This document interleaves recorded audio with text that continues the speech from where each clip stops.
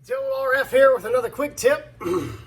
Fan blowing in the background because it's hot, and I had something come up. I did a sharpening video with the Hunting Public guys. It's in the description.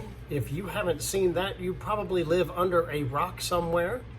But if you want to learn how to sharpen broadheads in the most basic fashion and effectively get them sharp, then I would watch that. So go after the video, go to the description. I'll also put the link at the end of the video. One of them little whoops pop up and you click on that and it's all fancy. But I did not cover what to do with the Tonto tip and the multifaceted tip on a few of the broadheads. We're going to work with the tough head, and it applies to all the heads that have a tip like this. Stay tuned. All right, when you go the old tougher, that's the old 300 grain tougher or cutthroat, it has this tip on here that's triangular and at a different plane than the main blade. Okay, so that's the main part of the blade. This has got to be razor sharp, but you can see this shiny flat right here. The very tip of the blade is a 1/4 inch or something. There's 2, 3, and 4. These blade angles on this part of the head should not change. Don't grind it off so it's pointy tip. This is intended to be your high work point, and that's why the tip is a little steeper angle for impact on hard things.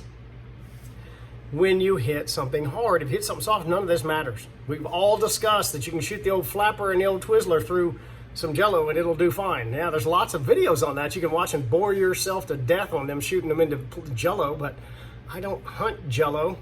So when you go to that video and you learn to sharpen this part of the head, that's fine.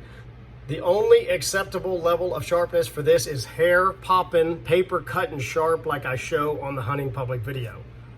And I know some of you old boys are going to say, well, my old grandpappy, he said if it'll pull a nail, it's sharp enough. Well, I like your grandpappy, and I'm sure he was okay, but there isn't a medical science book on the planet that says that's a good thing. Broadheads do 2 things at impact with animals. When they're in your quiver looking sexy and you've matched the color of your fletchings to your peep and your side and your back bar, the little rubber thing on your back bar is the same color as your fletchings, you're awesome. But right at impact, there's only 2 things that happen to a broadhead. They either remain in static state and the sharpness level stays the same, or they erode. There is no sharper after impact. So, despite what old grandpappy said about getting it sharp enough to pull the old nail, this part of the blade, I want to make this clear. Go to the Hunting Public channel video, learn how to sharpen the cutting piece of the blade razor sharp, whatever single bevel you've got. If it has one of these tips, this is the only part of it that I will accept you to be able to just take it and run it on your thumbnail. And if it picks up or digs into your thumbnail, this tiny little piece is fine. It is intended to be a heavy impact, high work, plan B piece of the broadhead for breaking things. It's like a sharp, moderately sharp bludgeon that gets the work started and then brings the rest of the sharp broadhead so it can cut through pulmonary tissue and all that stuff. All right, the simplest and most basic thing is a mill file. The grooves in the file only go one direction. You don't want the ones that are crisscross because they're super, super rough. You can lightly follow the facets on there and just touch them up. I prefer to get one that I go away on, and then I prefer to cut the other one in, okay? This is a little lighter than I would, but just get it where it'll hang a thumbnail, okay? Just that part, don't you know, that matters. Other options is to just get a moderately rough Lansky, whetstone, whatever you've got. If you've got a DMT diafold, it doesn't really matter. You could actually set this on a whetstone and just slide it down on that bevel to bring it back. This, of course, assumes that it was dulled and you shot it, you know, through a deer, into a tree, into the mud. That's one thing I want to iterate, you sharpen your broadheads, and then when you finally start getting pass-throughs and they stick in the dirt like 12 inches, don't assess the blade sharpness and say, wow, that thing didn't do any good. You have no idea what happened when it hit the sand. Sand is really abrasive, and it tends to chew up the blades and make them flatter. But go over there like 40 yards and pick your deer up and be happy. So that's the tip on this. Once again, you're gonna get bored to death. If you watch the RF channel, I keep saying it, you're gonna have to try, man. And be very clear, this part, all those tips, away on one side, cut into it on the other, and get it where it'll just stick in your thumbnail pretty good. It's hanging right there, just sticking in there, and you're fine. The final check is the very point right on the tip. Look down on it like that. You're not gonna be able to see this, okay?